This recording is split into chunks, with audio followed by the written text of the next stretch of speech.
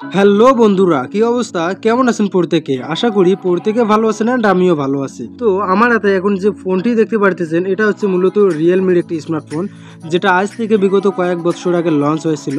আর এই ফোনগুলো মূলত মার্কেটে ভালো একটা র্যাঙ্ক ছিল ওই সময়। তো এই ফোনগুলোতে কি কি ব্যবহার করা হয়েছে এবং কি রকম পারফরমেন্স দিতেছে এতদিন পর এসেও, সব বিষয় নিয়ে আজকে কথা হচ্ছে এই ভিডিওতে। তো চলুন কথা না বাড়িয়ে শুরু করা যাক আজকের এই ভিডিও।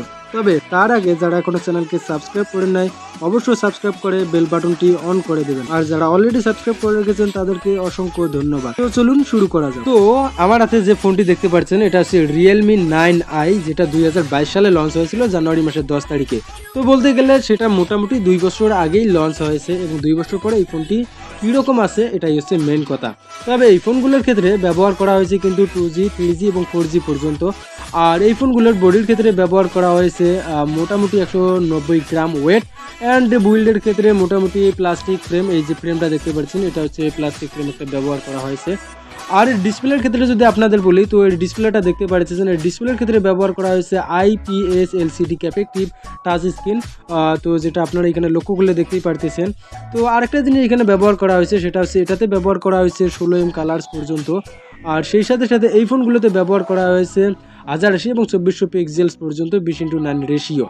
তবে এই ফোনগুলোর পিপিআইয়ে কিন্তু থাকতেছে 400 PPI এবং এর নেটিস পার্কে থাকতেছে 480 নেটিস পার্ক। আর এই ফোনগুলোর যে ডিসপ্লেটা দেখতে পাচ্ছেন এই ডিসপ্লেতে ব্যবহার করা হয়েছে 90 হার্জ রিফ্রেশ রেট। তো ওই সময়কার ক্ষেত্রে এটা মোটামুটি একটা ভালোই রিফ্রেশ রেট ছিল।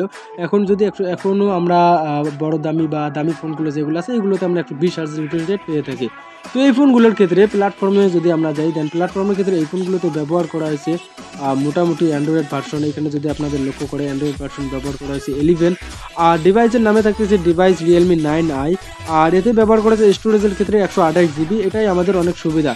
তবে স্টোরেজের সাথে সাথে এটাতে যে র্যাম ব্যবহার করা হয়েছে সেই র্যামের ক্ষেত্রে কিন্তু এটাতে থাকতেছে মোটামুটি 6 GB পর্যন্ত, যার জন্য 128 GB রোমটা এখানে ব্যবহার করা হয়েছে।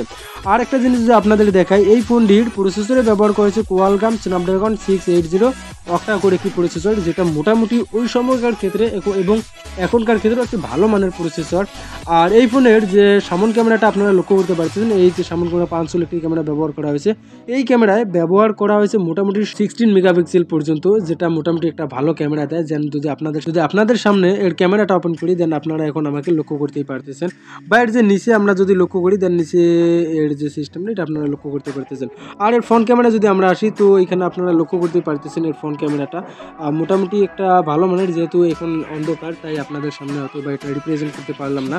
আর এই ফোনটির ব্যাটারির ক্ষেত্রে মোটামুটি ব্যবহার করা হয়েছে, এখানে লক্ষ্য করলে দেখতে পাবেন 5000 mAh ব্যাটারি, মোটামুটি আর কি ভালো মানের একটা ব্যাটারি ব্যবহার করা হয়েছে। আর এই ফোনটির যে ব্যাক ক্যামেরা আপনারা যদি লক্ষ্য করেন, এতে 3টি ক্যামেরা ব্যবহার করা হয়েছে, যেটাকে বলা হয় ট্রিপল ক্যামেরা। আর ট্রিপল ক্যামেরার ক্ষেত্রে প্রথম যে মেইন ক্যামেরা আছে মেইন শুটারে ব্যবহার করা হয়েছে 50 মেগাপিক্সেলের ক্যামেরা, এবং সাথে 2 মেগাপিক্সেল করে আরও 2টি যে ক্যামেরা লক্ষ্য করতে পারছে এই 2টি ব্যবহার করা হয়েছে। তো আরেকটা জিনিস যদি আপনাদের জানিয়ে দেই, এই ফোনগুলোতে কিন্তু মোটামুটি ভালো মানের আপনারা গেম প্লে করতে পারবেন। আর চার্জিংয়ের ক্ষেত্রে কিন্তু USB Type-C পোর্টেই ব্যবহার করা হয়েছে। অন্যান্য ফোনে বর্তমান 7000-8000 টাকা দামি ফোনে, ইভেন বাটন ফোনেও আপনারা Type-C কেবল দেখতে পারবেন। আর এই ফোনগুলোর ক্ষেত্রে ফাস্ট চার্জিং 33 ওয়াট চার্জ ব্যবহার করা হয়েছে। অ্যাপ্রক্স আপনাদের 70 মিনিট লাগবে ফুল চার্জ বা 100% চার্জ করতে। তো অল ওভার বলতে গেলে এই ফোনগুলো এখনও ভালো মানের এখনও কাজ দিতেছে বা ভালো মানের পারফরমেন্স দিতেছে।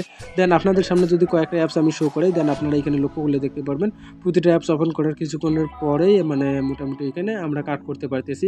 তো অল ওভার বলতে গেলে মোটামুটি একটা ভালো পারফরমেন্স দিতেছে। অ্যান্ড যারা এই ফোনগুলো ইউজার আছেন রিয়েলমি 9i, তারা অবশ্যই জানিয়ে দেবেন আপনারা কেমন বেটার পারফরমেন্স পাচ্ছেন এই ফোনগুলো থেকে, অবশ্য কমেন্টে জানিয়ে দেবেন।